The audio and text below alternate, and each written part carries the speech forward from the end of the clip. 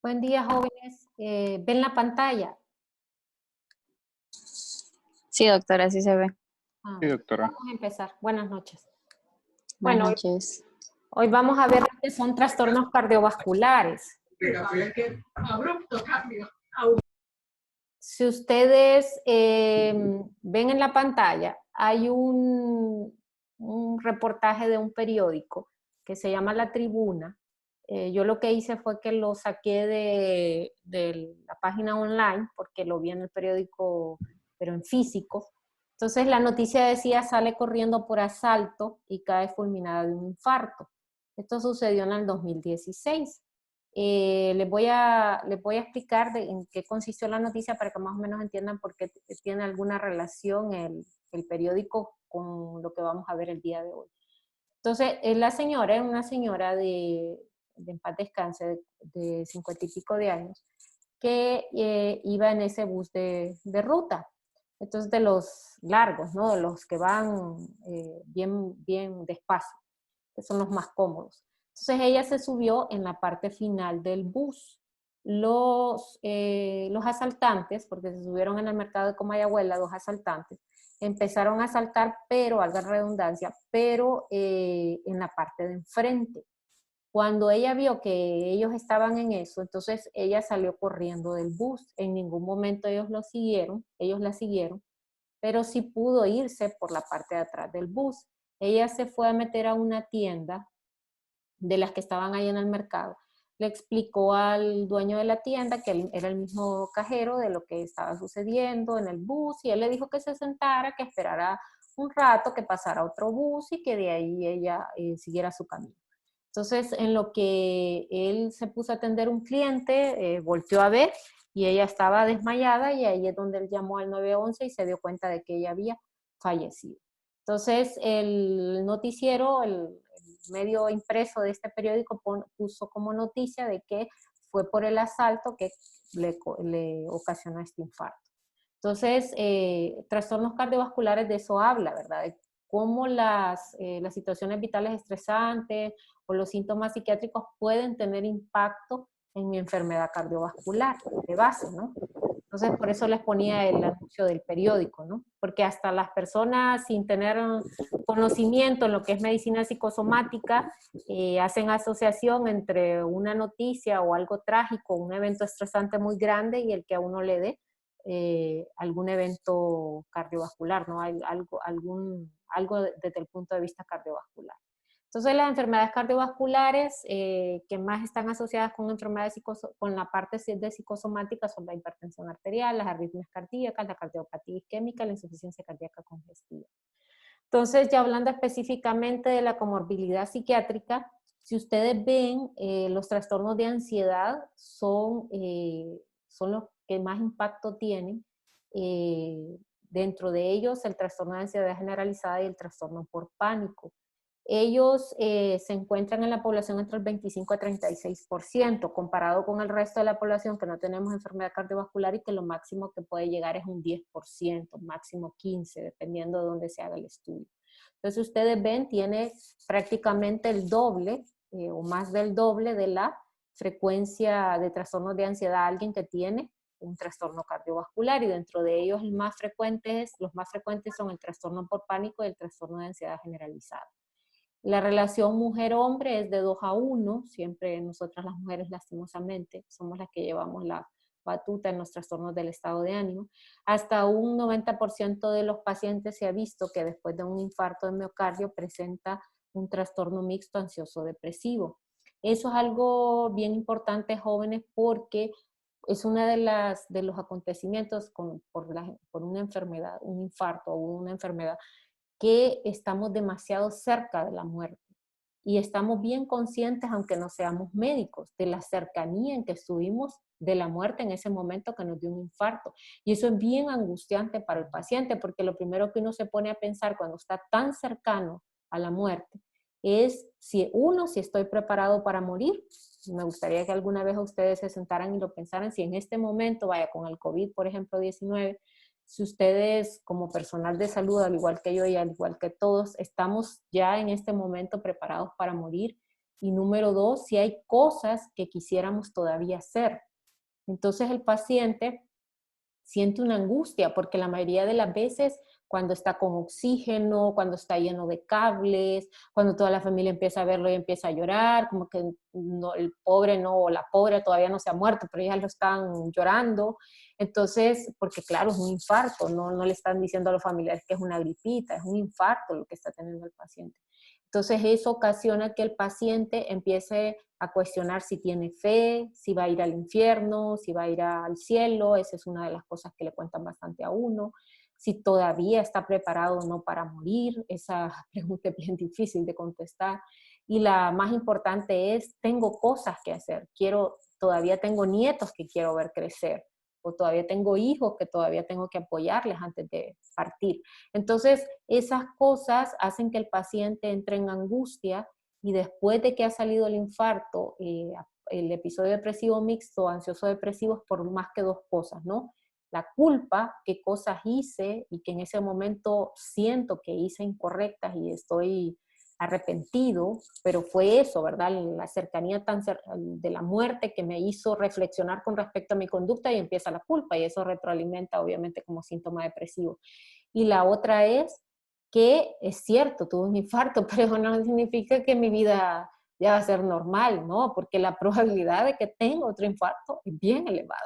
Entonces no es que me salvé, estoy siempre cercano a la muerte. O sea, estoy bien en este momento, pero nadie me garantiza que no me va a dar otro infarto y que ese otro infarto no va a ser próximo y va a ser fulminante. Entonces, eso ocasiona en el paciente un trastorno mixto ansioso depresivo, como vamos a ver más adelante, que va a impactar lastimosamente en el promedio de vida si no se trata. Se hizo un estudio, que es el que pongo aquí en la diapositiva a relucir, realizado en 489 mujeres con una enfermedad cardiovascular, donde se observó que 43% presentaba un trastorno depresivo. Si ustedes ven, casi el 50% de los pacientes de este estudio, de las mujeres, llegaron a tener un episodio depresivo tenían un episodio depresivo al tener esa enfermedad cardiovascular.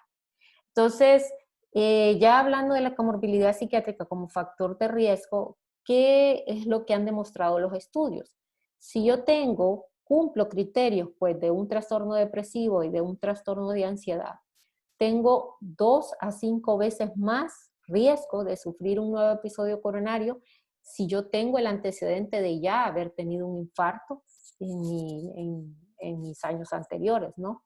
Si tengo una ansiedad elevada, triplico la probabilidad de yo tener una muerte súbita cardíaca, como por ejemplo que me asalten, como por ejemplo que de repente en el taxi decidan los compañeros asaltantes que son tan dadivosos con uno mostrarme todo Tegucigalpa y amenazarme que me van a matar.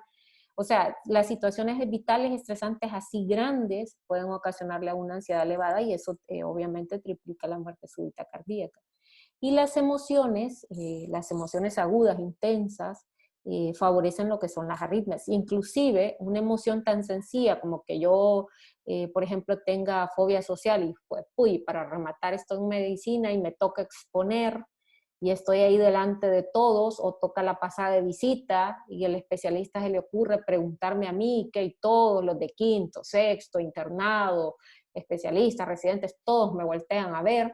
Entonces, esa emoción aguda que yo puedo sentir en ese momento es sensible, o sea, la regulación cardíaca vegetativa es bien sensible a lo que es el estrés emocional agudo. Entonces, solo ahí voy a sentir que mi corazón late a 1000 por hora e inclusive hasta puedo ponerme la mano en el pecho, como hacen algunos, pensando de que es que todo el mundo va a escuchar mi latido cardíaco, mis palpitaciones, pues. Entonces, ustedes pueden ver cómo una emoción o como cuando a uno le dicen las viejitas, es que ustedes no fueron tan traviesos como yo, pero cuando se enojaban tanto que las abuelitas, ¿no? Que le decían a uno, me vas a matar, tengo un infarto de la cólera que tengo. Entonces, ahora me doy cuenta que en realidad no andaba tan perdida la doñita, porque la ira es otra emoción que obviamente es sensible a lo que, o sea, está ligada, perdón, a lo que es la regulación cardíaca vegetativa. Bueno, ya hablando específicamente de personalidad, vamos a ver, y de otros factores de riesgo, vamos a ver cómo estos que tenemos a su mano izquierda son factores de riesgo para el desarrollo y la expresión de una enfermedad coronaria. En primer lugar tenemos la depresión, que inclusive está subrayada porque es la que más impacto tiene en las enfermedades cardiovasculares, y ya vamos a ver por qué. La ansiedad, la personalidad tipo A, que es ahí donde ustedes van a hacer una pequeña tarea, específicamente hablando de lo que es la hostilidad, que es la que está abajo, la ira y el estrés mental agudo, ¿no? Cuando es una situación estresante así grande, que a cualquiera de nosotros le podría ocurrir lo mismo, ¿no? Si tenemos una enfermedad cardiovascular. Entonces, el lado derecho, en el cuadro del lado derecho, ustedes van a ver aspectos que están relacionados con los factores anteriores. ¿Por qué? Porque se le llaman indicadores de riesgo psicológico. Uy, indicadores de riesgo psicológico hay un montón, jóvenes, hay decenas, cientos. Pero estos tres son los que más están asociados a la parte cardiovascular. Por ejemplo, sentimientos negativos. ¿A qué le llamarían ustedes sentimientos negativos? ¿Alguien que quiera participar?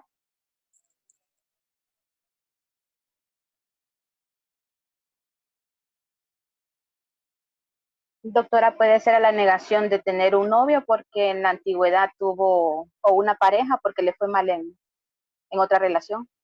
Ajá, pero ¿qué sentimiento negativo podría quedar en mí cuando miro a mi exnovio que anda de la mano con una compañera mía, una amiga, y él me tiró el cuento 2 días antes de que él no estaba preparado para una relación, y de repente hasta lo miro de la mano? ¿Qué sentimiento negativo puedo tener en ese momento? Podría tal vez sentirse insuficiente relacionado con la baja autoestima. Pero más que pensamiento, ¿qué sentimientos negativos ustedes conocen? Ira, Ira, exactamente. Ira, ajá. ¿Qué más? frustración, Resentimiento, frustración, envidia, envidia, odio. Entonces, Mal, ¿perdón? mal genio puede tener la persona, no sé. Exactamente. Entonces, todos esos sentimientos negativos se ha visto, jóvenes, que son indicadores de riesgo psicológico en los pacientes con enfermedad cardiovascular. También el nivel socioeconómico bajo y el apoyo social escaso. ¿Cuáles grupos de apoyo social ustedes conocen que hay aquí en Honduras? para la mujer, ¿Perdón? para la mujer. Para cualquiera de los dos, ¿cuáles grupos de apoyo social conocen?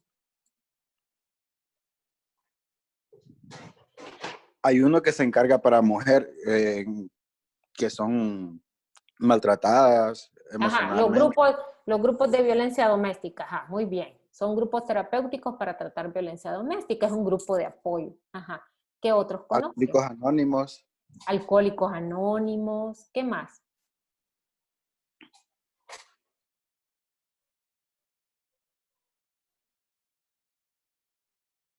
Ujú.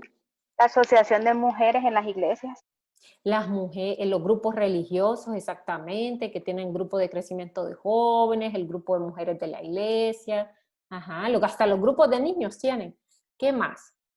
Si yo soy diabético, ¿ahora existirá una asociación? La clínica del El, diabetes. ajá, el Instituto Nacional del Diabético creo que brinda también apoyo. Ahora hay grupos en los centros de salud que se le llama Club del Diabético, Club del Hipertenso. Por ejemplo, a veces envidio yo a los del Seguro Social, a los jubilados, porque de repente me dice una paciente, mire doctora, deme la cita en 4 meses porque es que voy para no sé dónde con el grupo de jubilados. Y viene otro y me dice, no, pero es que tiene que, como me dijo hace poco uno, antes de esto del COVID, necesito estar bien, doctora, porque en septiembre vamos para no sé dónde. Yo creo que ya no se van a ir, pero hasta me estaba haciendo presión de que tenía que sentirse bien de su estado de ánimo porque ya no se podía perder ese viaje. O sea, los grupos de jubilados se han convertido también en grupos de apoyo social. Entonces, desde la iglesia, lo que es los clubes de jubilados, los clubes dependiendo obviamente de qué enfermedad yo tenga, como Alcohólicos Anónimos o hipertensión o diabetes, etcétera, son grupos de apoyo social. Entonces, son indicadores de riesgo psicológico si yo tengo un apoyo social escaso. Entonces, ya hablando directamente de los factores de riesgo, bueno, como les decía, está la depresión, que es la que vamos a ver a continuación junto con la personalidad tipo A. Entonces, vamos a empezar con el patrón de conducta tipo A, personalidad tipo A. son personas que se enojan con facilidad. Vaya, en mi pueblo se le llama personas con mecate corto, que le dicen, porque son personas que fácilmente se enojan, son bien, y eso es algo constante, porque estamos hablando de personalidad, son personas que fácilmente se enojan. La otra es la impaciencia, ¿no? Son las personas que a mí me causa gracia, por ejemplo, cuando voy al supermercado, porque quedo pensando, vamos a ver qué patrón de conducta tipo A miro acá, digo yo. Y de repente miro a alguien que está haciendo la fila atrás o delante mío y empieza a hacer comentarios de la cajera.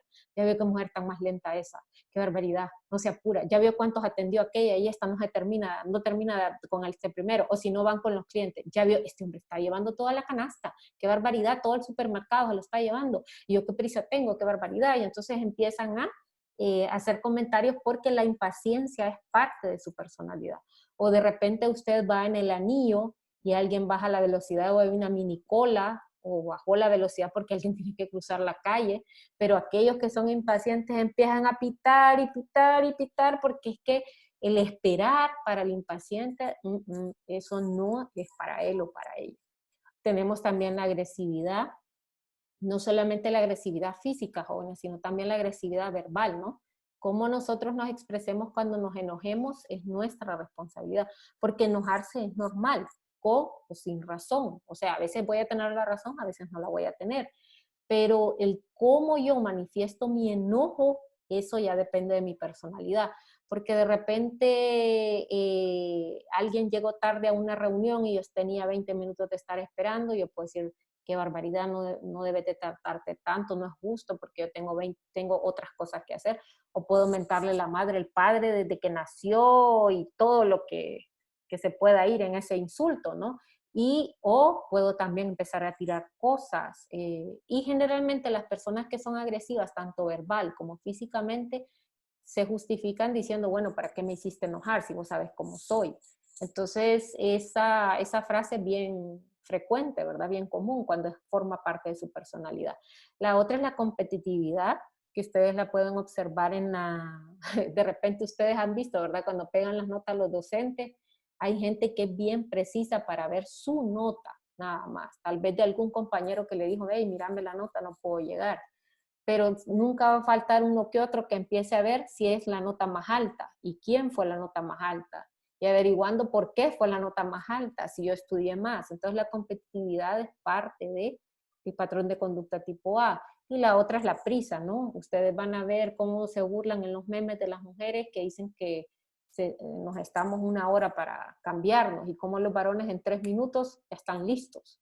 O sea, se ponen el pantalón, la camisa, y yo no sé qué tanto hace, si eso es cuestión rápida, es cuestión de sentido común, camisa, pantalón, tenis, cheque, vámonos. O sea, la prisa también es parte de la personalidad de conducta tipo A. O sea, estos factores, estos rasgos de personalidad son bien importantes, jóvenes, si yo tengo una enfermedad cardiovascular. ¿Por qué? Porque este patrón de conducta tipo A se va a asociar con doble riesgo de aparición de infarto de miocardio. Por eso cardiología es una de las especialidades que más le deriva a psiquiatría. Y le pone dentro de las de medicina interna, ¿verdad? Y ellos siempre colocan personalidad tipo A cuando ellos la identifican. Entonces, aparte de ese doble riesgo de infarto de miocardio, hay mayor riesgo de mortalidad relacionada con la arteriopatía coronaria. Y cuando se ha hecho psicoterapia a este grupo de pacientes, grupos de pacientes que padecen que tienen personalidad tipo A, se ha visto cómo se reduce ese doble riesgo de miocardio y de mortalidad con arteriopatía coronaria, así como también se ha visto, porque los estudios se hacen a largo plazo, ¿no? Por años.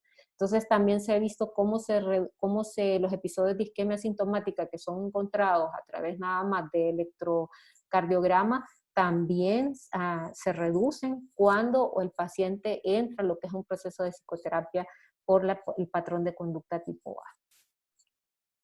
De ahí, hablando de la personalidad tipo A, que el rasgo más importante y por eso está sacado fuera del cuadro, es la hostilidad. La hostilidad, jóvenes, es algo bien importante. Un grado bajo de hostilidad, por ejemplo, está asociado con bajo riesgo de cardiopatía isquémica. Pero si yo, por ejemplo, tuve un infarto y tengo hostilidad, Entonces, y tuve un infarto, entonces tengo 16 veces más riesgo de incremento de muerte en los próximos 16 años, comparado con los pacientes que han tenido un infarto y que no tienen ese rasgo de hostilidad. Y la conducta sumisa, lo único que en realidad yo creo que le podría ayudar a uno como mujer, es que actúa como factor de protector frente al riesgo de arteriopatía coronaria, ¿no? Es lo único que he visto, pero ni aún así sería sumisa, pero bueno, cada quien decide, ¿verdad? Tal vez ya viejita, ya viendo que tengo un infarto, decida ser sumisa como factor protector. Ahora la depresión. Bueno, hablando específicamente de la depresión, primero vamos a ver los mecanismos conductuales por lo cual la depresión se convierte en un factor de riesgo cardiovascular y después lo fisiopatológico. Con los conductuales, bueno, si yo tengo depresión, jóvenes, uno de los síntomas cardinales o criterios mayores de la depresión no solo es la tristeza, si ustedes lo recuerdan, es la fatiga. El paciente se cansa con más facilidad. ¿Por qué? Porque el nivel de energía, el centro de nivel de energía se encuentra a nivel cerebral, ¿verdad? Entonces, el sedentarismo es parte normal o común en la depresión. Si yo tengo depresión, lo que menos tengo es ni ánimo ni energía para ir a echarme un maratón o para ir a andar en bicicleta a las 5 de la mañana, 6 de la mañana. O sea, es un paciente que prácticamente le gusta estar encerrado, le gusta estar en su casa, prefiere solamente estar viendo televisión o escuchar música o simplemente estar con la cobija encima de la cabeza. Es un paciente bien sedentario. Es un paciente que no tiene ánimo de andar haciendo ejercicio físico. Entonces, el sedentarismo obviamente es un factor de riesgo cardiovascular.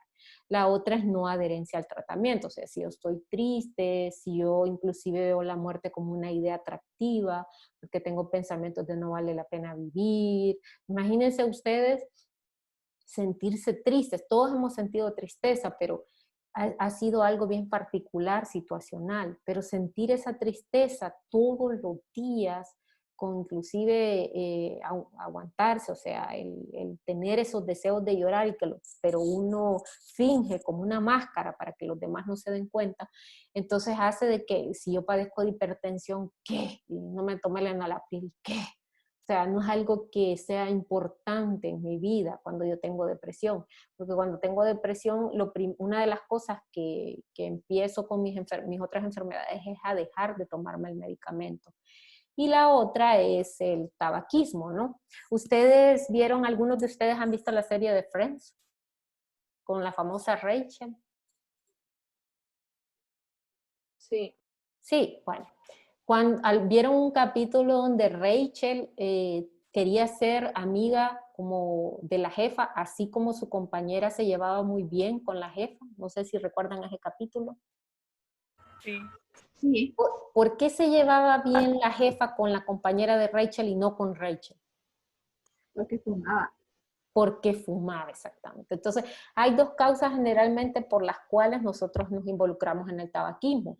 La primera, haciendo alusión a lo de la serie de Friends, no con Rachel, es que ella vio que había un círculo de unión, por así decirlo, que en realidad eran compañeras de consumo, ¿no? La jefa y su compañera. Entonces se iban a la azotea, se ponían a platicar, ahí surgía una plática como más familiar, más íntima, por así decirlo, y entonces Rachel envidiaba eso, ¿no? Entonces a veces nosotros mantenemos el consumo de una sustancia por formar parte de esa familia, pero esa familia necesita que lo que los una o lo que los une son el consumo, por eso se le llama compañeros de consumo, porque los amigos es lo primero que nos manda a volar, ¿no? Si yo miro fumando a una amiga y le digo, mira, él te va a dar el que eso no es saludable, vas a empezar con un cigarro, después vas a empezar con 2, de ahí 3, lo primero que va a decir ella es, ay, está santurrón y qué le importa, y es mi vida, y, o sea, lo primero que uno manda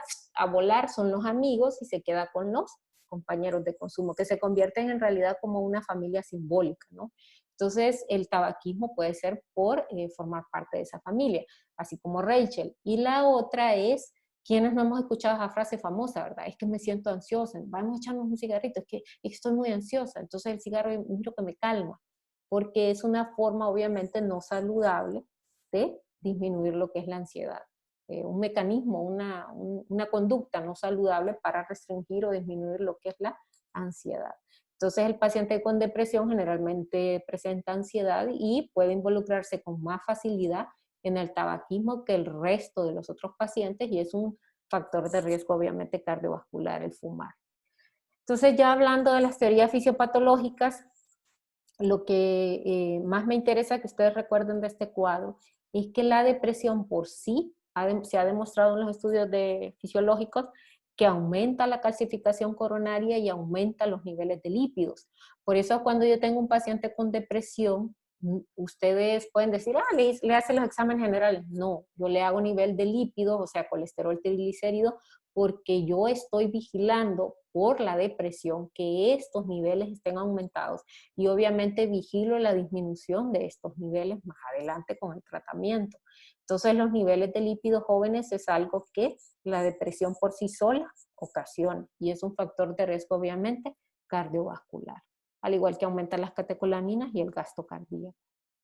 Y ya cuando la depresión pasa años, ya que yo, por ejemplo, puedo tener una distimia y tener 3, 4 años de tener depresión, entonces eso va a ocasionarme daños al endotelio y un estado procoagulante. ¿Con qué vamos a hacer diagnóstico diferencial? Bueno, con respecto a las enfermedades cardiovasculares con las enfermedades psiquiátricas. Primero, trastorno por pánico, ¿no? El trastorno por pánico o ataque de pánico. Bueno, vamos a empezar para recordar, porque ustedes llevaron psiquiatría hace un año. ¿A qué le llamamos ataques? ¿A qué le han escuchado ustedes que la gente les dice ataques? ¿A qué enfermedades?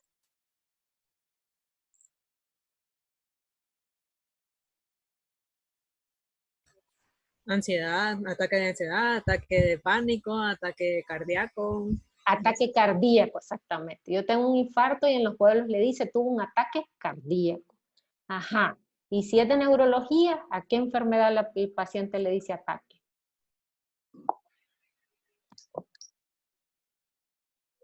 A un evento cerebrovascular. Ajá. Tuvo un derrame, tuvo un ataque cerebral. ¿A qué más? ¿Qué otra enfermedad neurológica? A las convulsiones. A las convulsiones, tuvo un ataque convulsivo, le dice la gente. Entonces, si ustedes ven ataques, generalmente, o si es una enfermedad respiratoria, dice que tuvo un ataque de asma. Si ustedes ven, cuando ustedes correlacionan ataque de asma, epilepsia, etcétera, son periodos circunscritos bien cortos, ¿no? Porque nadie va a tener un ataque de epilepsia 10 horas, o sea, los ataques generalmente son periodos circunscritos bien cortos, ¿no? Entonces, cuando decimos ataque de pánico, ¿qué síntoma puede ocasionarme a mí pánico? ¿Qué síntoma me va a alarmar de una manera en que yo voy a salir volada a la emergencia de medicina interna? ¿Qué síntomas da el ataque de pánico? Da taquicardia, ¿qué más? Dificultad para respirar. Dificultad para respirar, ¿qué más? Sudoración. Sudoración, ¿qué Dolor más? precordial. Me da dolor en el pecho, se me irradia inclusive a veces algunos pacientes abrazos. Entonces imagínense, yo estoy cenando, estoy caminando, estoy platicando, estoy en el cine, estoy viendo televisión, estoy dormida y de repente empiezo a sentir una sensación de opresión en el pecho, que no puedo respirar, que el corazón se me va a salir. Jóvenes, por muy psiquiatra que yo sea, salgo volada a la emergencia de medicina interna porque lo primero que yo tengo que descartar es que no esté teniendo un infarto de miocardio, ¿no? Y los pacientes inclusive les hacen electrocardiograma, se vuelven en el siguiente ataque de pánico a hacer el otro electrocardiograma y ni aún con 3, 4 electrocardiogramas creen que es ansiedad. Y llegan y lo primero, no será doctora que es equivocada, no habrá otro examen que hacerme, algunos llegan hasta con un ecocardiograma, porque la sintomatología, cualquiera de nosotros nos va a preocupar porque simula como si yo estuviera teniendo un infarto. De ahí la otra es el trastorno de ansiedad por enfermedad, porque recuerden que estos pacientes, aunque generalmente no tienen ningún síntoma, pero cuando llegan a tener, al igual que el trastorno de síntomas somáticos, aunque sea uno, salen volados, porque el pensamiento de ellos generalmente está hacia una enfermedad grave. O sea, yo tengo un leve síntoma, pero yo no estoy pensando en una enfermedad común, estoy pensando en una enfermedad grave. y la otra son efectos adversos a medicamentos, ¿no? Que ya los vamos a ver más adelante. Ahora, en estos pacientes con trastorno cardiovascular, con enfermedades cardiovasculares, perdón, lo que se hace es que se les da lo que se le llama el famoso tratamiento psicosocial. ¿En qué consiste esto? En técnicas de relajación, en técnicas de control de estrés, que las vimos en la primera clase, e integrarlos a grupos de apoyo social, al igual que obviamente a la psicoterapia. Entonces, este tratamiento psicosocial de estas diferentes modalidades de tratamiento lo que va a hacer es que en los pacientes, cuando se les hace seguimiento, se ve la reducción de su presión arterial y de su frecuencia cardíaca, la reducción de su colesterol o de lípidos y la reducción obviamente de su sufrimiento emocional. Entonces, es importante si ustedes identifican que hay pacientes con enfermedad cardiovascular que ameriten este tratamiento psicosocial que en realidad les va a beneficiar. Ahora vamos a ver los efectos neuropsiquiátricos de las drogas cardiovasculares.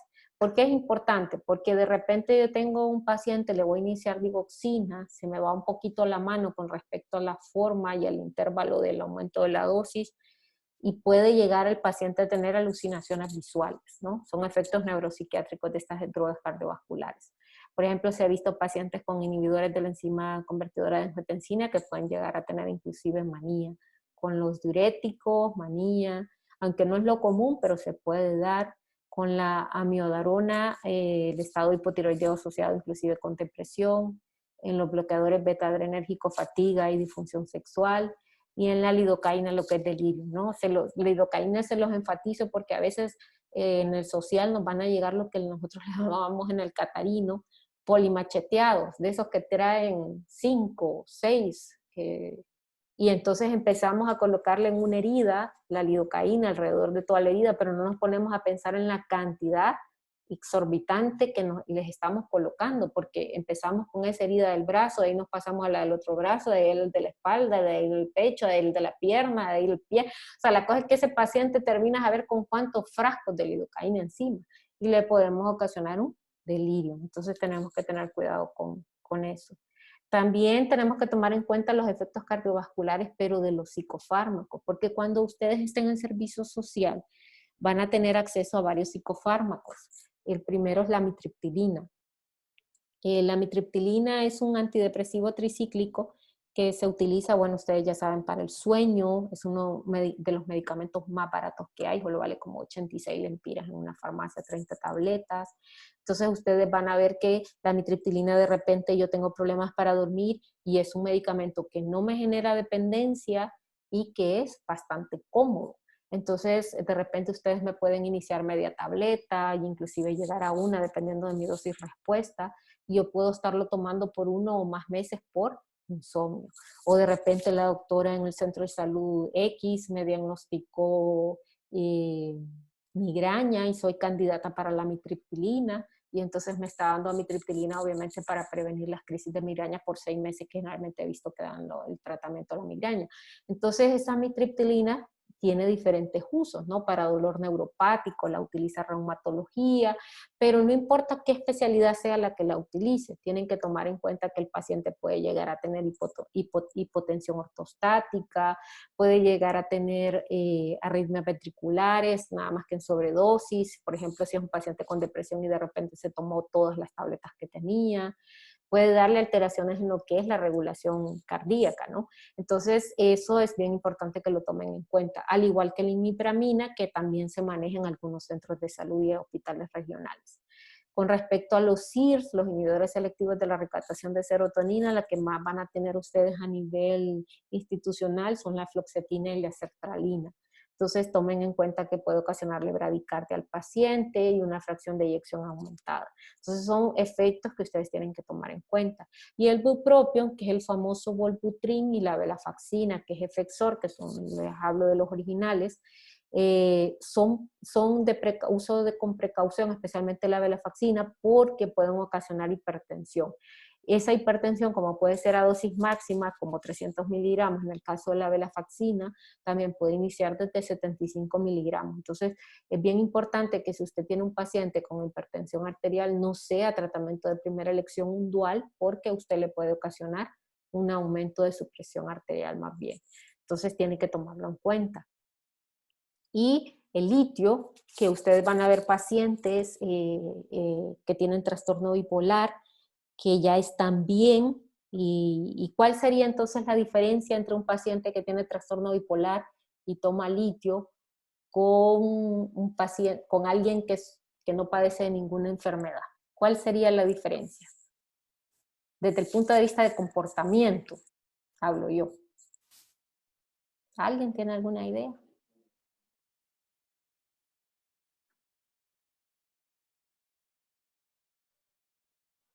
Vale, se lo voy a explicar mejor. Yo tengo a dos tías. Una tiene trastorno bipolar, está en fase de mantenimiento y toma litio. Y la otra tía no tiene ninguna enfermedad. ¿Cuál va a ser la diferencia entre el comportamiento de una con la otra? De repente llega una visita y las mira interactuar. ¿Habría alguna diferencia, jóvenes, entre la que tiene trastorno bipolar y toma litio, que está en fase de mantenimiento, con la otra tía que no tiene trastorno bipolar? No. No, no habría exactamente. ¿Por qué? Porque en la fase de mantenimiento el paciente está completamente asintomático. Es un paciente que mientras tome su litio va a ser bien difícil que llegue a tener lo que nosotros le llamamos manía interrecurrente. O sea, los pacientes mientras tomen su medicamento es muy raro que lleguen a tener otro episodio, ya sea de depresión o de manía. Entonces el litio se convierte así como el enalapril o la metformina, que es cuando ustedes dicen, bueno, pero si está tomando el enalapril, qué raro que se le esté aumentando su presión arterial, porque se supone que ese medicamento previene el aumento de esa presión arterial o previene el aumento de la metformina de esa crisis de glicemia. Entonces igual en el trastorno bipolar, el paciente que toma litio es un paciente normal, jóvenes. Nada, la única diferencia es que toma litio. O sea, que toma 3 veces al día el litio o las 3 tabletas de un solo en la noche. Existen 2 modalidades de toma. Entonces, ese paciente, lo primero que le dice a uno en el Mario, ahora que el Mario ha optado, al igual que Santa Rosita, de esa disponibilidad que tiene la Secretaría de Salud con respecto al medicamento, que yo tengo que venir mes a mes a traerlo. Ajá. Y el litio, jóvenes, solo me cuesta 300 lempiras. ¿Qué creen que va a ser más barato para mí? Venir de Teocotepeque al Mario para que me digan que no hay y tener que pagar bus, taxis, porque no conozco Tegucigalpa, comida, o comprarlo ahí en Ocotepeque y decirle al médico del hospital de Ocotepeque, mire, usted deme el seguimiento porque yo no puedo estar yendo al Mario por 300 lempiras, que yo perfectamente puedo comprar las 3 tabletas, me van a costar menos de 300 lempiras acá en la farmacia local. Entonces eso ha hecho, jóvenes, que los pacientes ahora, ustedes los van a ver de psiquiatría en fases de mantenimiento con mayor cantidad que a diferencia de años anteriores. ¿Por qué? Porque años anteriores yo iba al Mario, me daban mi tratamiento al igual que Santa Rosita por 4 meses. Entonces parecía de esas bolsas de piñata, cuando uno le fue bien en la piñata y se va lleno de confites, bueno, así. Si iban con aquellos sacos de tratamiento, entonces al paciente sí le salía ir al Mario, porque era una vez cada 4 meses, o sea, 3 veces en el año, valía la pena el gasto. Pero ahora que la Secretaría de Salud se le ha ocurrido la brillante idea de que quieren que vayan mes a mes y ni siquiera le garantiza de que va a encontrar el medicamento en la farmacia, entonces eso ha hecho de que los pacientes ahora prefieran que su fase de mantenimiento sea vigilada en el hospital regional o por el médico en el centro de salud. Entonces, nosotros ahora hacemos más referencias donde le colocamos, colega, favor continuar la vigilancia del tratamiento. Y solo el paciente, si llega a presentar una fase de manía o una fase depresiva, entonces ahí sí regresa al Mario y ahí sí es vigilado por un psiquiatra. Entonces el litio ustedes tienen que tomar en cuenta que puede ocasionar difusión del nódulo sinusal, entonces por eso es importante que ustedes le hagan no solo las litemias en sangre, los valores de litio en sangre, sino que para ver que no vaya a entrar a rasgo tóxico, sino que también le hagan un electrocardiograma vigilando que no llegue, obviamente teniendo uno de base, ¿verdad? Antes de iniciar el litio, para ver que el medicamento no le vaya a ocasionar alguna anormalidad cardiológica. Y los antipsicóticos, el famoso haloperidol, que de repente yo vivo en, pónganle Copán, vivo en El Paraíso, vivo en Olancho, y tengo esquizofrenia y entonces de repente decidí que mi familia me quiere matar y entonces ando con un cuchillo detrás de todos ellos. Vieran, jóvenes, arman unos relajos los pacientes que ustedes no tienen idea. Entonces de repente ese paciente es un paciente de riesgo, o sea, de repente es un factor de riesgo no solo para sí mismo, más que todo para el resto de los que están a su alrededor. Entonces, ese paciente, ¿ustedes creen que le va a decir el familiar, hey, mira, vámonos en el carro, sentate, te voy a llevar al Mario? El paciente, el Mario, ¡ay, qué felicidad! Sí, yo me encanta estar interno en el Mario, vámonos. Entonces, ese paciente no va a querer irse. Y si el familiar lo quiere subir en un bus, ¿ustedes creen que el bus le va a querer subir a ese paciente? Si el busero sabe que el relajo que le va a armar en todo el camino. Entonces ese paciente, los familiares ya saben que la única forma de trasladarlo es sedado, no hay otra manera. Entonces, ¿cómo lo va a sedar el doctor que está trabajando de repente en una clínica tal, o está de guardia en una clínica tal, o está de guardia en un hospital regional? Con haloperidol. Entonces estos medicamentos antipsicóticos, quetiapina, que ahora se ha vuelto tan famoso y no sé por qué les encanta darla para el insomnio siendo un antipsicótico, pero la quetiapina, la olanzapina, la haloperidol, la tioridacina, que antes se daba y ahora se ha retirado, pero todavía se vende en las farmacias. La tioridacina por eso justamente se retiró, por las muertes súbitas cardíacas que teníamos en los pacientes del Mario. Entonces, esos medicamentos jóvenes pueden ocasionar arritmias y eso ustedes lo tienen que tomar muy en cuenta. Y de preferencia, si va a hacer la terapia de mantenimiento, un paciente con esquizofrenia que mientras tome su quetiapina está bien, pero toma 600 miligramos al día, entonces es una dosis normal para alguien con esquizofrenia, son 2 tabletas de 300. Entonces ese paciente ustedes tienen que vigilarle la parte electrocardiográfica, ¿no? Porque les va a tocar lastimosamente ver esos pacientes a nivel de fase de mantenimiento, porque no le saca cuenta ir al Mario Mendoza por su medicamento. Una, porque el Mario 1 mes hay, 2 meses no hay, al igual que el Santa Rosita, y la otra es porque a veces le sale más barato a uno comprarlo como familiar que ir con estos pacientes hasta allá para que le diga el de la farmacia que no hay y estar yendo mes a mes. Entonces la fase de mantenimiento, como les decía anteriormente, de muchos de ustedes les va a tocar llevarla con los pacientes del área de psiquiatría. Entonces tienen que tomar en cuenta que los antipsicóticos, lo ideal es manejar, si está tomando el paciente de forma crónica estos, hacerle un electrocardiograma a intervalos de cada 4 meses para vigilar que no vaya a tener ningún factor de riesgo cardiovascular que ponga en peligro su vida. ¿Ya? ¿Tienen alguna pregunta, alguna duda hasta aquí? Doctora, solamente tenía una pregunta en cuanto a riesgo-beneficio del uso de litio, porque he escuchado en algunas personas que tienen miedo de tomar el litio. No sé por qué está tan satanizado, no sé. Porque el litio puede ocasionar una diabetes insípida, tiene un nivel de toxicidad bien, un espacio bien corto, y entonces usted tiene que explicarle bien cuáles son los síntomas de intoxicación por litio, porque si el paciente no lo sabe, y por ejemplo, diarrea, el paciente, si usted no le ha explicado que la diarrea puede ser un síntoma de intoxicación por litio, él puede decir, no, es que de seguro comí algo malo, y empezar a tratarse que disque parásitos, que disque bacterias, y en realidad está con intoxicación con litio, y eso lo pone en peligro de muerte, obviamente. Entonces eso hace que el litio le tengan miedito, porque ya han habido varias muertes de intoxicación por litio. Entonces el paciente como que le da miedito, porque son signos así, la marcha inestable, por ejemplo, es algo que es un síntoma neurológico, eso no hay problema, pero los otros síntomas no son tan lejanos en la vida de uno, como por ejemplo la diarrea, y pueden ocasionar que el paciente entre en peligro. Y la intoxicación por litio no solamente es al inicio, la intoxicación por litio puede ser cuando yo tengo 3 años de tratamiento con litio, 4 años, aún tomando las 3 tabletas que he tomado durante esos 4 años siempre. Y la otra es que hay que vigilar bastante lo que es la función renal. Entonces eso hace de que el paciente le tenga más temor al litio. Y la otra es que, jóvenes, yo no he terminado de dar un fármaco cuando lo primero que ha hecho el paciente al dar la vuelta es meterse en Google y leer todo sobre ese fármaco. Es increíble cómo ahora los pacientes leen.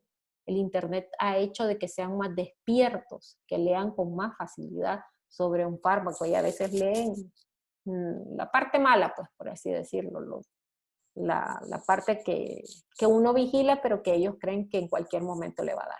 Entonces, muchos pacientes lo miran el efecto secundario de un fármaco, miran el listado enorme de cosas que hay cosas que son bien raras, menos del 1%, pero ellos dicen así, pero yo puedo estar en ese menos 1%. ¿Quién me garantiza a mí que no va a estar?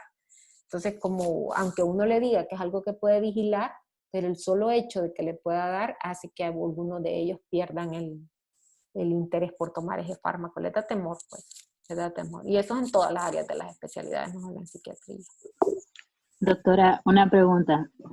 ¿Un paciente cuánto es lo máximo de tabletas de litio que puede tomar al día y no llegar como a los síntomas de intoxicación? Es que como la intoxicación puede ser hasta con la dosis mínima, que son 3 tabletas. Entonces la intoxicación, lo que uno hace es, la forma, una es a través de los síntomas, ¿verdad? Que le explica cada uno de los síntomas de intoxicación. Pero la mayor vigilancia que uno debe de hacer es a niveles en sangre. Aunque se ha visto que hay pacientes con niveles normales en sangre de litio que tienen los síntomas clínicos de intoxicación y cuando se retira el litio desaparecen completamente, aún con niveles en sangre normales. Pero entonces lo que uno hace es que aunque no sea algo así bien, o sea, que le ayude mucho a uno los niveles, pero por protegerse las espaldas siempre le está haciendo los niveles en sangre para documentar de que está dentro de los rangos terapéuticos el litio. Y la otra, joven, es que el litio, lastimosamente, el país no maneja originales. El litio solo existe una marca de genéricos. Y con ese nos tenemos que quedar porque es la única que ha quedado y pues con ella hay que quedarnos. No queda de otra. O sea, es el único. La única casa farmacéutica que lo produce. Algo que, antes de que se me olvide, jóvenes, les quiero también decir sobre la hipertensión.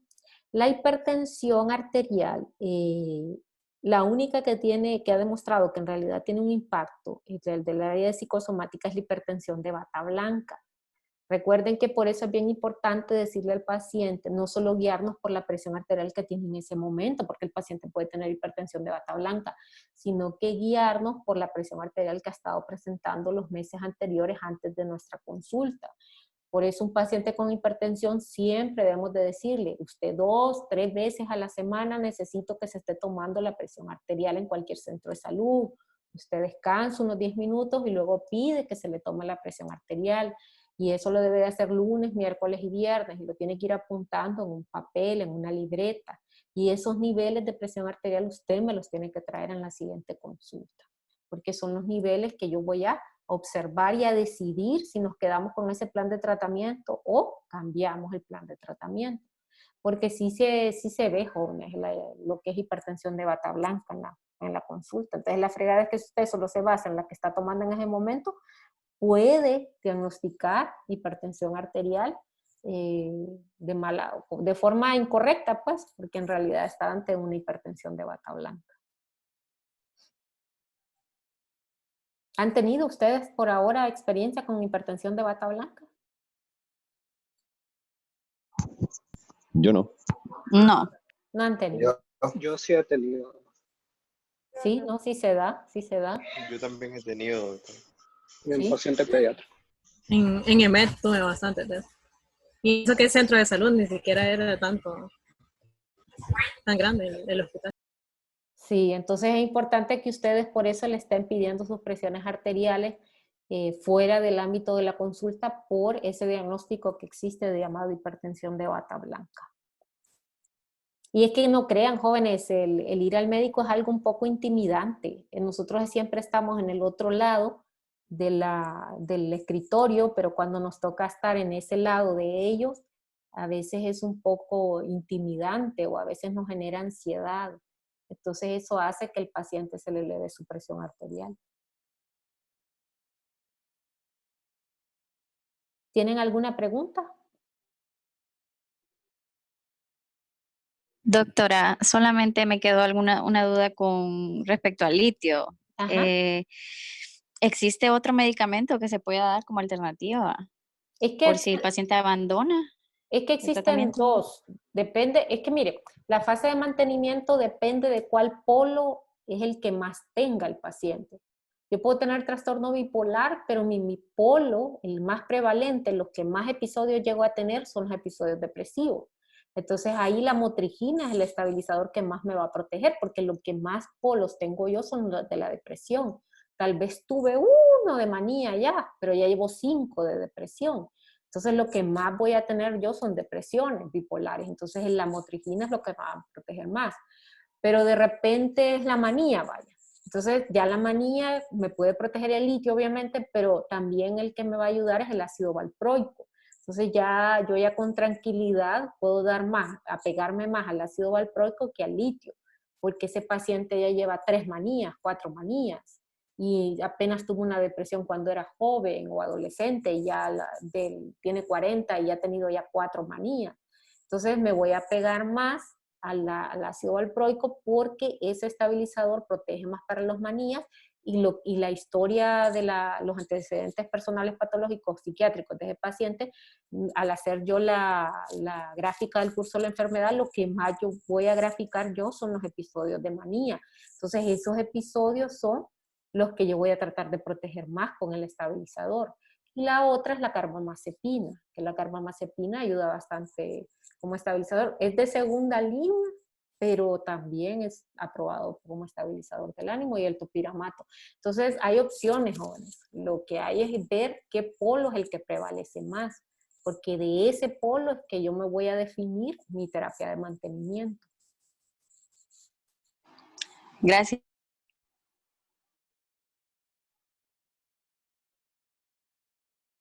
¿Tienen alguna otra pregunta?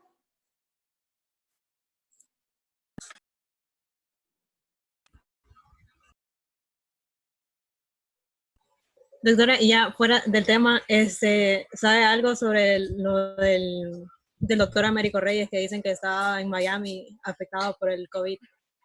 Pues fíjese que la información es doble, porque yo tengo colegas que dicen que está en Miami, pero colegas que dicen que está en Honduras. Entonces no sé cuál, en realidad no sabemos en cuál de los dos lados está, que una persona cercana a un familiar no me acaba de escribir de que era en Honduras, que estaban en Miami. Sí, completamente estamos seguros lastimosamente de que tiene COVID y que estaba hasta con ventilador mecánico. Un colega que se comunicó con la familia le dijo que desde las 12 del mediodía por lo menos ya estaba estable, ya no estaba en estado de gravedad como en la mañana. Es lo único que sabemos.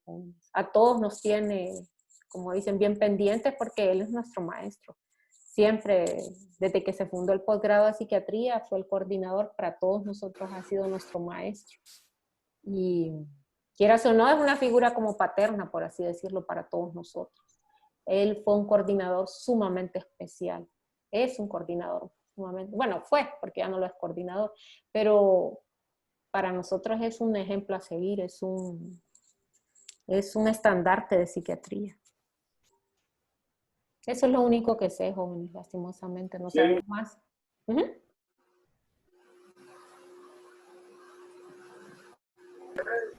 Qué terrible, ojalá mejore. Bueno, yo ya no tengo más dudas, no sé si alguien más.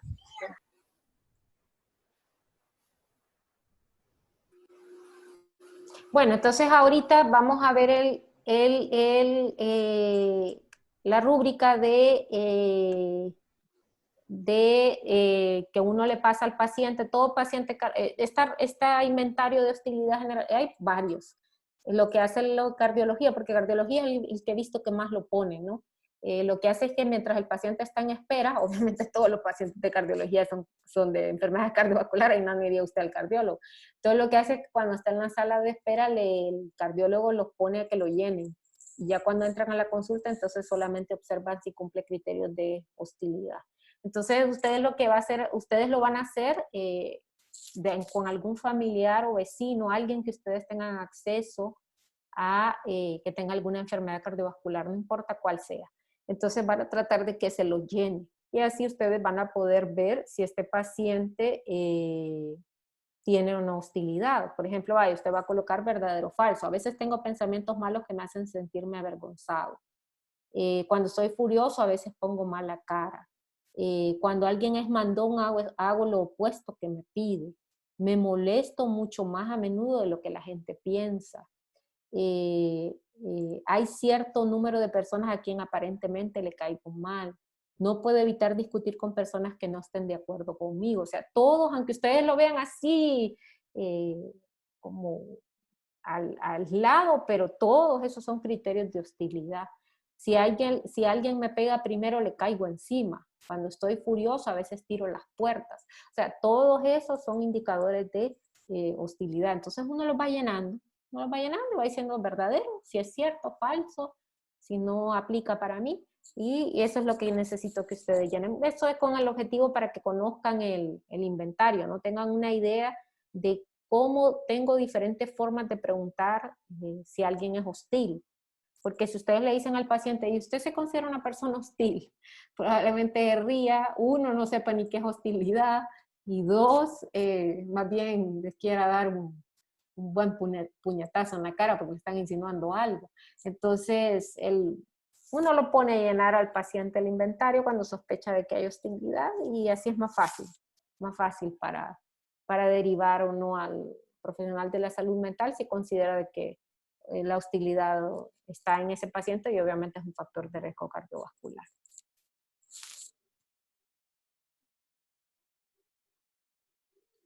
Entonces se lo voy a pasar al grupo de Facebook para que lo llenen. Si quieren, llénenlo en electrónico. Si no, imprímanlo y de ahí lo escanean como ustedes quieran.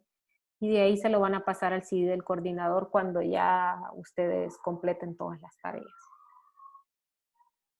Una pregunta, jóvenes. ¿Podemos tener clase el otro martes, ya que vamos un poquito atrasados? Siempre a esta misma hora, a las 7 de la noche. A mí me parece bien. Está bien, doctora. Sí, está bien. No hay problema. Está bien. Bueno. Entonces, en la siguiente clase vamos a ver respiratorio.